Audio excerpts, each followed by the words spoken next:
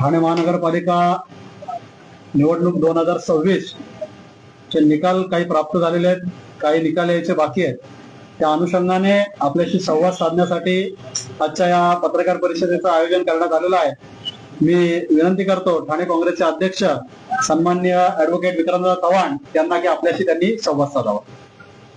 सर्वांना नमस्कार. ही ठाणे महानगरपालिकेची सार्वत्रिक निवडणूक जी आज पार पडलेली आहे त्याचे निकाल हे अपेक्षित होते, धक्कादायक अजिबात नव्हते. याचं कारण असं, एका बाजूला धनशक्ती, एका बाजूला मोदी लाट आणि दुसऱ्या बाजूला विरोधी पक्षांमधील समन्वयाचा अभाव आणि आघाडी न होण्याचं मुख्य कारण आज विरोधी पक्षांची जे उमेदवार सर्व पराभवाला सामोरे गेलेत त्याची प्रमुख कारणं. काँग्रेस पक्षाच्या बाबतीत बोलायचं झालं तर आघाडी तुटल्याचा फटका काँग्रेस पक्षाला मोठ्या प्रमाणात बसला. मान सन्मान आणि ज्याप्रमाणे संख्याबळ दिलं पाहिजे होतं ते मित्रपक्षांनी न दिल्यामुळे आम्हाला आघाडीत वेगळं लढावं लागलं आणि त्याचा फटका तुम्ही बघाल तर आम्हाला बसलाच, परंतु मित्रपक्षांनाही प्रचंड मोठं नुकसान त्यामुळे सहन करावं लागलं. आमची जर एकत्रित मतं पाहिली, काँग्रेसची उद्धव बाळासाहेब ठाकरे, मनसे आणि राष्ट्रवादी शरद पवार पक्षाची जर मतं पाहिली तर किमान 80 ठिकाणी, 70 ते 80 ठिकाणी आमचे उमेदवार हे, आमची मतं जर एकत्रित केली चारही पक्षांची तर आमचे उमेदवार जवळजवळ 2000 मतांनी निवडून येतले. फॉर एक्झाम्पल, माझ्याच प्रभागामध्ये बघितलं तुम्ही तर माझा पराभव हा 1,500 ते 2,000 झालाय. मात्र उद्धव बाळासाहेब ठाकरे आणि मनसे यांनी मिळून आणि राष्ट्रवादी शरद पवार पक्ष यांनी मिळून 5,000 ते 7,000 मतं घेतली आणि जर आम्ही एकत्र लढलो असतो तर कदाचित माझा 3,000 ते 4,000 विजय झाला असता. एकीकडे कार्यकर्त्यांची मागणी, स्वबळाची, कार्यकर्त्यांची मनं राखण्यासाठी आणि कार्यकर्त्यांना नाराज न करू नये म्हणून हा निर्णय म्हणजे हृदयावर मोठा दगड ठेवून मला घ्यावा लागला. परंतु निवडणुकीला सामोरे जात असताना निधीची कमतरता आणि आघाडी न होणे ही दोन प्रमुख कारणे पक्षाला घातक ठरली. तरी एक समाधानाची बाब आहे की 60 ठिकाणी आपण निवडणूक लढल्यानंतर, 60 ते 65 ठिकाणी निवडणूक लढल्यानंतर सरासरी जर मतांची पाहिली तर 3,000 मतं, आता मला 9,000 पडली, 8,500-9,000, काही ठिकाणी 2,000 पडली, कमी कोणा काही ठिकाणी 800 पडली, पण सरासरी जर 60 यांची पाहिली तर 3,000 झाली आणि 1,80,000 मतदान हे काँग्रेसला संपूर्ण ठाणे महानगरपालिकेत पहिल्यांदा पडलं स्वबळावर लढल्यामुळे. ही एक समाधानाची बाब आहे. घराघरात पंजा गेला, हरकत नाही. कार्यकर्ते कमी पडले, पैशामुळे कमी पडले. आमच्याकडे पैसा कमी होता, नियोजनाचा अभाव होता. अचानक आघाडी तुटल्यामुळे आणि मी स्वतः निवडणूक माझी लढत असल्यामुळे मला स्वतः कार्यकर्त्यांकडे लक्ष देता आलं नाही. मी जर मोकळा असतो तर 100% कार्यकर्त्यांकडे लक्ष देता आलं असतं. निधीचाही अभाव पडला, पक्षाकडून निधी उपलब्ध झाली नाहीच. परंतु ठाण्यामध्ये सगळ्या जी निधी देणारी मंडळी होती त्यांची गळचेपी ही सत्ताधाऱ्यांकडनं झाली होती आणि तुम्ही बघाल एक प्रकारची लाट आहे. नवी मुंबईमध्ये बीजेपीची लाट, मीरा भाईंदरमध्ये बीजेपीची लाट, तिकडे एकीकडे ठाण्यामध्ये दोन्ही पक्ष बलाढ्य असताना सुद्धा युती करण्यात आली, आघाडी करण्यात आली आणि आमच्याकडे चारही पक्ष यांची परिस्थिती व्यवस्थित नसताना आम्ही आघाडी न करता वेगवेगळे लढलो. इथेच पराभवाचं मूळ गणित लपलंय. जेव्हा राजन विचारे उभे होते खासदारकीला, मनसे बाजूला होती, तरी सुद्धा 5.5 लाख मतं आम्ही तिन्ही पक्षांनी मिळून राजन विचारेंना जमवू शकलो. केवळ 1 लाख ते 1.5 लाख मतांनी हे पराभव झाला होता. आणि तुम्ही जर आमची सगळ्यांची मतं पाहाल, म्हणजे शिवसेना उभाटा असेल, राष्ट्रवादी शरद पवार पक्ष गट असेल, मनसे असेल, आम्ही, तर ते मताधिक्य जवळजवळ 4.5-5 लाखावर जाते, 4 लाखावर, 5 लाख, म्हणजे तेवढंच मतदान आहे, 5.5 लाख मतदान आहे. आता याचा फटका जितेंद्र नाही पडला. राबोडीत असेल, 4 नंबर प्रभागात असेल, आम्ही त्यांना सांगत होतो की कुठेतरी आपण कॉम्प्रोमाइज करूया, तुम्ही आणि आम्ही एकत्र लढूया, परंतु ते ऐकले नाहीत. आणि त्याचा परिणाम असा झाला की राबोडीमध्ये आमच्या उमेदवारांना जास्ती मतं पडली. कळव्या मुंबऱ्यामध्ये सुद्धा तीच परिस्थिती झाली की ज्या ज्या ठिकाणी आमचे उमेदवार उभे झाले आणि ज्या ज्या ठिकाणी आमच्या उमेदवारांनी मतं घेतली तिथे त्यांच्या उमेदवारांना 500,000 मताने हे झालं. आणि त्याचा परिणाम असा झाला आव्हाड साहेबांच्या कारकिर्दीवर पहिल्यांदाच की काँग्रेसचा जो मतदार आहे की त्यांच्याबद्दल काँग्रेसच्या मतदारांमध्ये चीड निर्माण झाली आणि त्यामुळे त्यांचं मुंबईला 30 नंबर पॅनल पडलं, 31 नंबर मध्ये त्यांचा एक उमेदवार पडला, आमच्या 26 नंबर मध्ये त्यांचा एक उमेदवार पडला, कळव्यामध्ये त्यांचा केवळ एकच उमेदवार निवडून आला 4 पॅनल मध्ये, 33 नंबर त्यांचे उमेदवार निवडून आले नाहीत, 32 नंबर मध्ये शानू पठाणचं एक पॅनल आलं आणि त्यांची बरीच पिछाट आणि वाताहत झाली. आणि हा परिणाम केवळ एकेकोरपणामुळे झाला. जितेंद्र आव्हाड बोलायला तयार नव्हते. जितेंद्र आव्हाड आम्हाला बसून 2-2 तास बसवलं, बंगल्यावर निघून गेले. राजन विचारे यांनीही अजिबात कमीपणा घेतला नाही. मनसेवाले कमीपणा घेत होते, पण त्याचा परिणाम झाला. हा झाला टेक्निकल बाबी. परंतु पक्षाचा अध्यक्ष म्हणून मी माझी जबाबदारी स्वीकारलेली आहे आणि मी माझ्या पक्षाचा अध्यक्षपदाचा राजीनामा हा प्रांताध्यक्षांकडे आम्ही उद्या सुपूर्द करतोय. अर्थात तो पक्षाचा निर्णय असेल. दुसरी महत्वाची बाब, राजकारणातून, सक्रिय राजकारणातून मी निवृत्तीची घोषणा आज करतोय. यापुढे राजकारणात मी राहणार नाही. ज्याप्रमाणे सचिन तेंडुलकर किंवा मी सचिन तेंडुलकरची तुलना करत नाही, तर जशी निवृत्ती झाली कुठेतरी थांबायचं असतं. शेवटी लोकांनी आज मला नाकारलंय आणि लोकांनी नाकारलंय तर परत लोकांकडे जायची माझी इच्छा नाही, कारण मी मनाचा राजा आहे, मी भिकारी नाही. मी लोकांकडे भीक मागायला गेलो नव्हतो, मी माझ्या कामाची पावती मागायला गेलो होतो. आणि त्यामुळे लोकांनी जर मला नाकारलंय तर यापुढे परत लोकांकडे जायची माझी स्वतःची मनस्थिती नाही. मी आज 56-57 वर्षाचा आहे, रिटायरमेंटचं वय आहे, भरपूर वर्ष समाजकारणात काढली. मी पक्षाचा कार्यकर्ता म्हणून राहील, परंतु सक्रिय राजकारणात किंवा निवडणूक यापुढे लढणार नाही. सक्रिय राजकारणातून माझी निवृत्तीची घोषणा मी करतोय. आणि जे उमेदवारांनी माझा पराभव केला किंवा आमच्या प्रभागात सुद्धा जे लोक निवडून आले त्यांचं मनपूर्वक अभिनंदन करतो. कारण का नेटाने निवडणूक आम्ही लढलो, तेही लढले, त्यांना यश दिलं जनतेने. दुःख एवढंच आहे की कार्यकर्ता हारला आणि पक्ष जिंकला. एक कार्यकर्ता, काम करणारा कार्यकर्ता, कार्यसम्राट कार्यकर्ता हारला. आणि ही बाब अत्यंत वेदनादायी आहे. हरकत नाही, खुल्या दिलाने आम्ही हा पराभव स्वीकारतो. परंतु शेवटी मला आता जरा आराम करायचा आहे. पक्षाची धुरा दुसरं कोण सांभाळेल. पक्ष नेटाने चालवायचा प्रयत्न केला, त्याच्यात अपयश मला आलं. त्याची कारणं अनेक आहेत. सध्या सत्ताधाऱ्यांची या ठिकाणी दडपशाही चालू आहे. तुम्ही बघाल कशा प्रकारे माघारी घेण्यात आल्या, कशा प्रकारे पैशाचा पाऊस पाडला जातोय, कशा प्रकारे खोटं बोलून लोकांची मतं मिळवली जात आहेत. डेव्हलपमेंटच्या नावाखाली डेव्हलपमेंटचे मोठे मोठे बॅनर्स लावून, म्हणजे जशी डेव्हलपमेंट व्हायला पाहिजे तशी काही डेव्हलपमेंट होत नाही. आजही झोपडपट्ट्यांचे प्रश्न अनुत्तरित आहेत, आजही पाण्याचा प्रश्न अनुत्तरित आहे, आजही ठाण्यामध्ये घनकचऱ्याचा प्रश्न अनुत्तरित आहे, आजही वाहतूक कोंडीचा प्रश्न अनुत्तरित आहे, शैक्षणिक धोरणाचा प्रश्न अनुत्तरित आहे, आरोग्याचा प्रश्न अनुत्तरित आहे. आम्ही आवाज ओढून सुद्धा इतके वर्ष काम करून सुद्धा जर जनतेला हे कळत नसेल की बाबा कुठेतरी बदल घडवायला पाहिजे, की जनता वारंवार त्यांना निवडून देत असेल, तर अशा जनतेकडे सुद्धा, जनतेचा मी आहे, परंतु अशा जनतेकडे परत मतं मागायला जाणं मला योग्य वाटत नाही. कारण का मी शेवटी 96 कोळी मराठा आहे. मी सातत्याने 15 वर्ष निवडून येतोय. परंतु शेवटच्या मॅच मध्ये मी आधीच डिक्लेअर केलं होतं निवडणूक संपायच्या आधी ही माझी शेवटची निवडणूक असेल, शेवटची मॅच असेल. याच्यामध्ये जर मी 0 आउट झालो तर ठीक आहे, आउट माणूस होत राहतो, 0वरही आउट होतो, 100 मारतो, 100वरही आउट होतो, नॉट आउटही राहतो. परंतु लोकांनी नाकारलंय आपल्याला. आपण वेळीच ओळखलं पाहिजे. आणि त्यामुळे सक्रिय राजकारणातून मी माझी निवृत्तीची आज घोषणा करतो.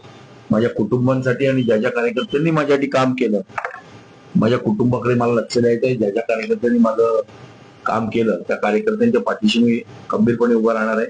परंतु राजकारण थोडं चांगलं काम केलं तर लोकांना कदाचित काम करणाऱ्या लोकांची गरज नाही, सडेतोड उत्तर देणाऱ्या लोकांची गरज नाही, स्पष्ट वक्त्यांची गरज नाही, घर सोडून काम करणाऱ्यांची गरज नाही, असं आता लोक एकदम हे झाली आहेत.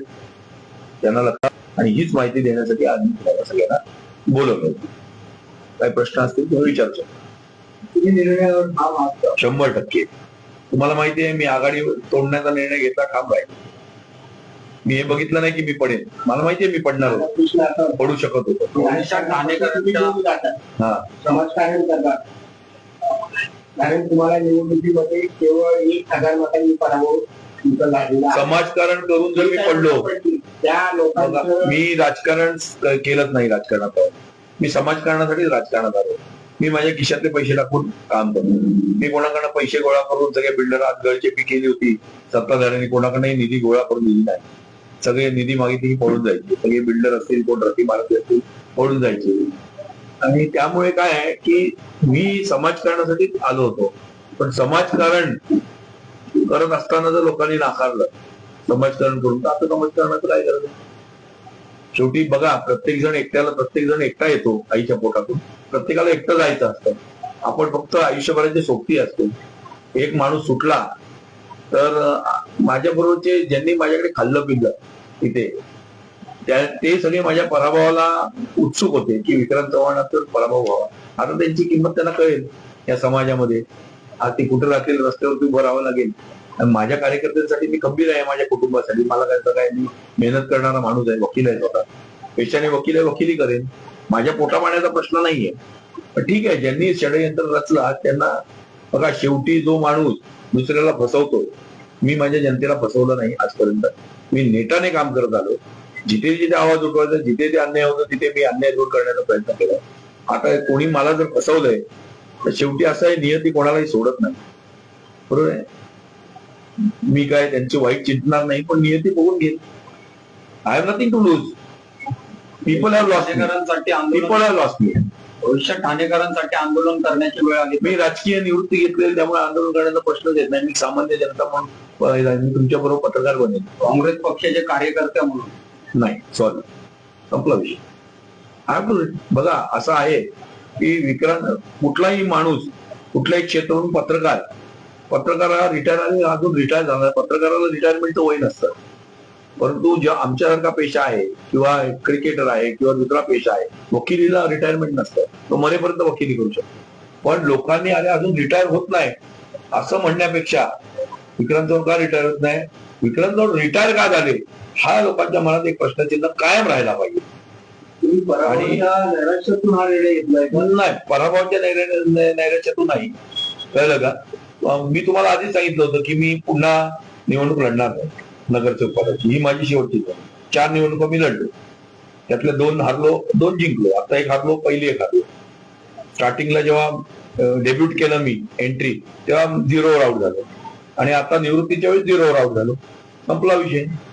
आणि ज्याने माझ्याविषयी जास्ती मतं मिळवलं त्यांना, तो माझा लहान भाऊ समजून मी त्याला मनपूर्वक शुभेच्छा आणि आशीर्वाद देतो. मात्र त्यांनी सगळ्यांनी एक दिलाने आज आलेत, ते वेगवेगळे प्रचार करत होते, ते निवडून आलेत. त्यांनी एक दिलाने या वर्तनाचा विकास करावा आणि वर्तनाच्या लोकांना न्याय मिळवून द्यावा.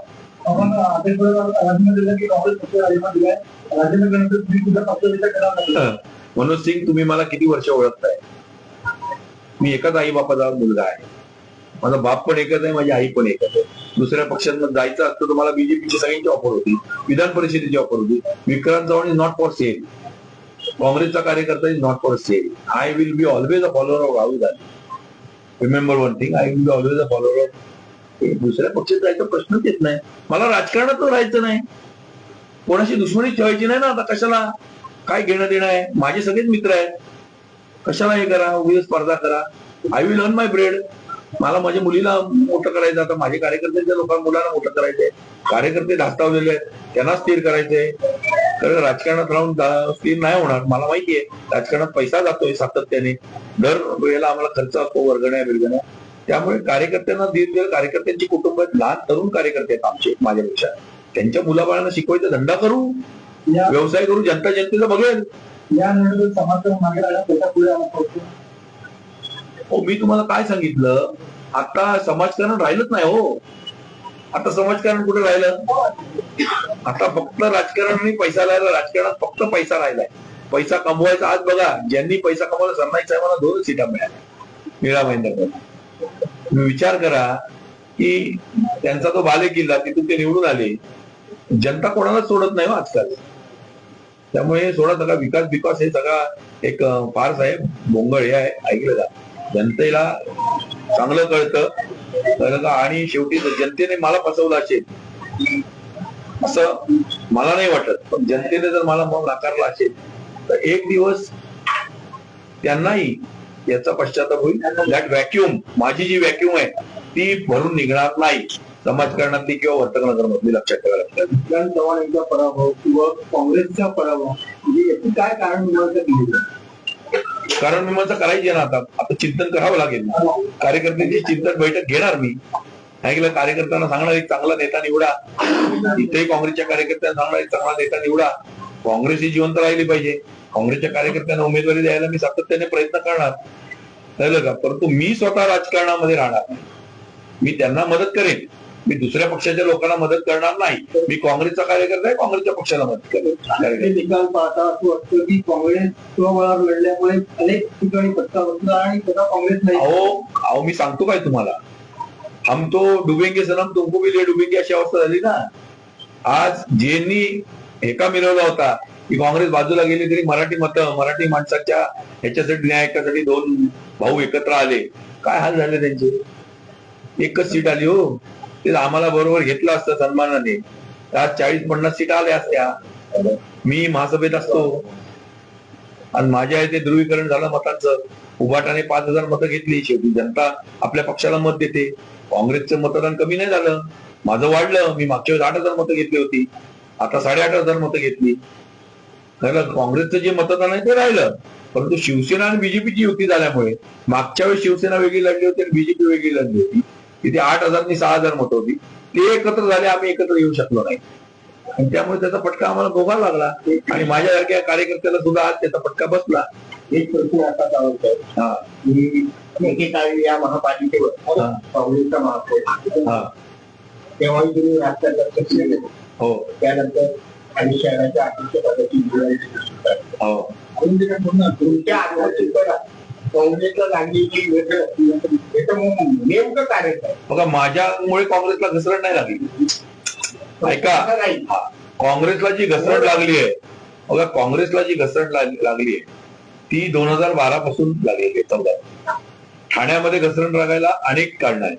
ठाणे काँग्रेसचा बालेकिल्ला असताना मध्यंतरीच्या काळात आनंद दिघेंसारखं नेतृत्व निर्माण झालं, कळलं का? गणेश नाईकांसारखं नेतृत्व निर्माण झालं इतर पक्षाचं.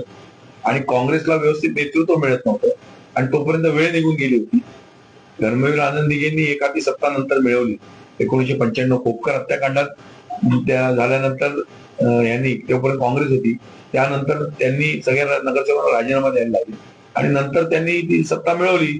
त्यांनी कार्यातून सत्ता मिळवली. आमची लोक असक्रिय राहिले आणि त्यामुळे आमची घसरण होऊन गेली. आमच्यातली आपापसातली भांडणं, काँग्रेसचा मतदार कमी नाही झाला, आमच्यातली आपापसातली भांडणं. आणि आता अशी परिस्थिती आहे की काँग्रेस आहे. बघा तुम्ही, आता मतदान मला 9000 पडलं.